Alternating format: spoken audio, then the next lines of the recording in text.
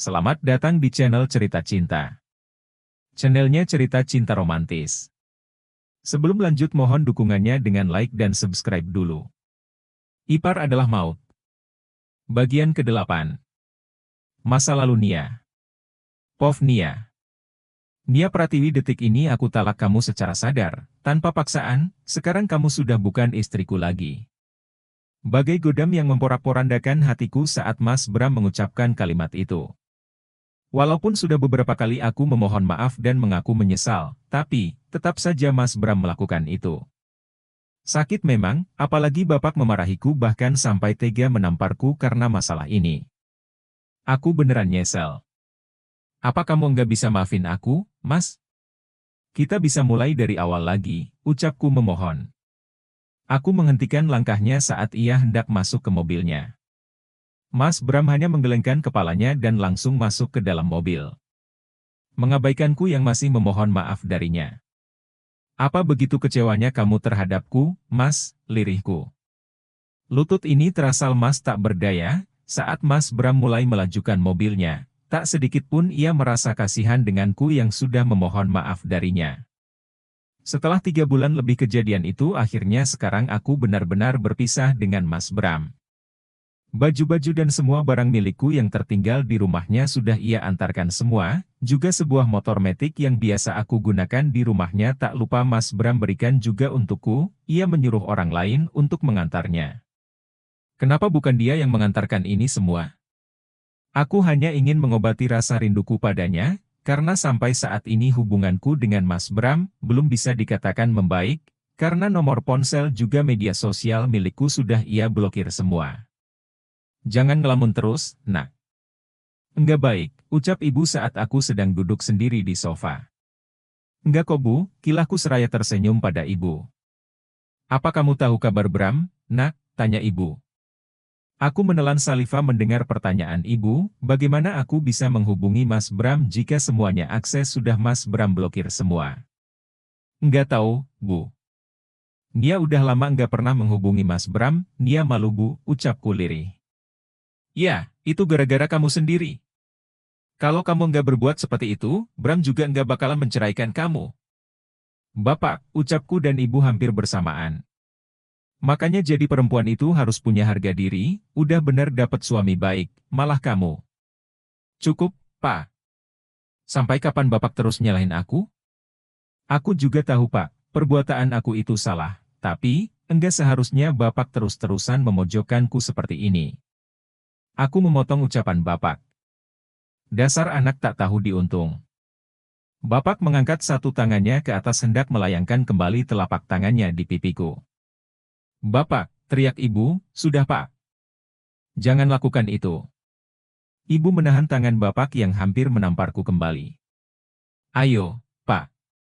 Tampar Nia, lakukan sampai Bapak puas. Aku mendekatkan pipiku ke arah Bapak. Aargh. Kenapa bisa kamu kembali berhubungan sama si Angga lagi?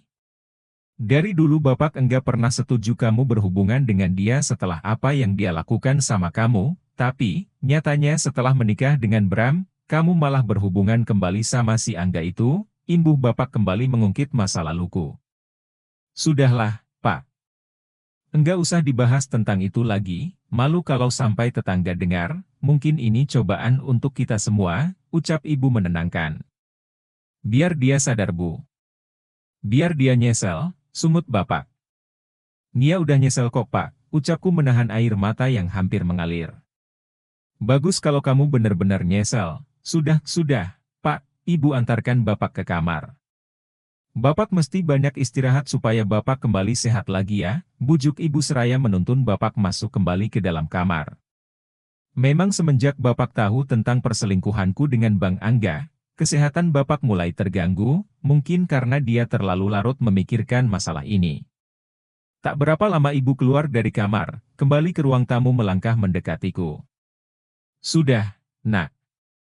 Jangan terlalu diambil hati perkataan Bapakmu tadi, ya, ucap ibu memelukku. Gara-gara aku, Bapak jadi sakit-sakitan begini bu, tapi, aku juga udah lelah tiap hari terus-terusan disalahkan terus sama Bapak, ucapku terisak di pelukan ibu. Memang hanya ibu yang paling mengerti keadaanku saat ini. Jangan bicara seperti itu, nak. Oh ya, apa kamu sekarang sudah tahu keberadaan Angga, nak? Ibu melepaskan pelukannya.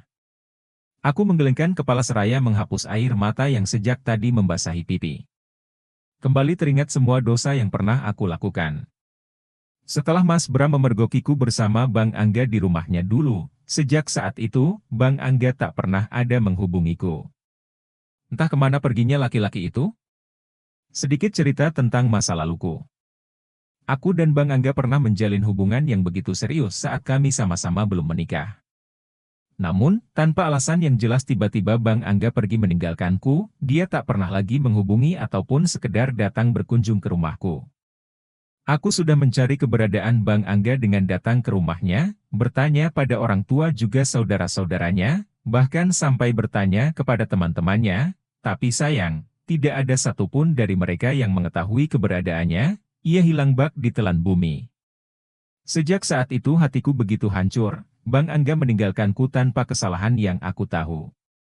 Dengan susah payah, aku mulai mencoba untuk bisa melupakan semua tentang Bang Angga dan menghapus segala kenangan bersama dirinya.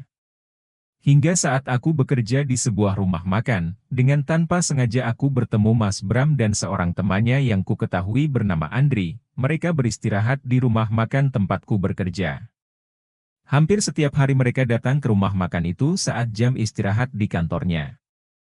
Karena terlalu sering aku dan Mas Bram bertemu, saat itulah sedikit demi sedikit ingatan tentang Bang Angga mulai bisa aku lupakan. Aku mulai menyukai Mas Bram, laki-laki bertubuh tinggi dan berahang tegas itu mampu meluluhkan hatiku. Ternyata perasaanku tak bertepuk sebelah tangan, Mas Bram menyatakan perasaannya kepadaku, begitu bahagianya aku saat itu, apalagi bapak dan ibu begitu menyetujui hubunganku dengan Mas Bram. Beberapa bulan setelah aku menjalin hubungan dengan Mas Bram, akhirnya ia mengajakku untuk ke rumahnya, ingin memperkenalkan aku pada ibunya, tak pernah menyangka sebelumnya, setelah bersusah payah aku melupakan sosok Bang Angga, akhirnya kami kembali dipertemukan. Ternyata dia sudah menikah dengan Kak Alma, kakak perempuan Mas Bram. Dari semenjak pertemuan di rumah milik ibu Mas Bram itu, dari situlah Bang Angga mulai menghubungiku kembali tanpa sepengetahuan Mas Bram. Entah dari mana dia bisa mendapatkan nomor ponselku.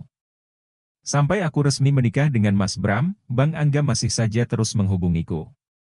Apalagi setelah aku mendengar dari Mas Bram bahwa dia telah resmi bercerai dengan Kak Alma. Semakin sering dirinya menghubungiku, bahkan tak tanggung-tanggung ia selalu mendatangi rumah yang aku tempati bersama Mas Bram.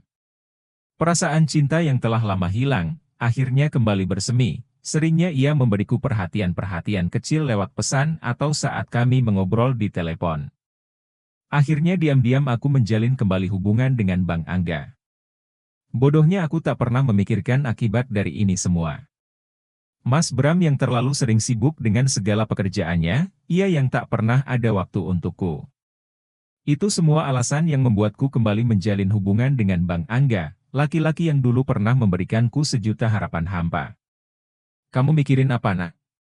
Aku tersentak kaget saat mendengar pertanyaan ibu. Enggak kok, Bu, jawabku. Oh, iya, besok aku mau ke tempat teman, kemarin dia ngasih informasi lowongan kerja. Ucapku. Memangnya kamu mau kerja? Iya, Bu. Aku enggak mau terus-terusan di rumah aja, masa idahku juga udah lewat, Bu, ujarku. Ya, sudah kalau gitu, terserah kamu, nak. Ibu mau ke dapur dulu. Iya, Bu. Aku mengambil ponsel di meja mencari kontak telepon bertuliskan nama Asma, temanku. Segera aku menghubunginya. Halo Asma. Gimana lowongannya masih ada, kan? Masih ada, besok lu ke tempat gue aja, ya. Kebetulan bos gue buka kafe baru. Bersambung.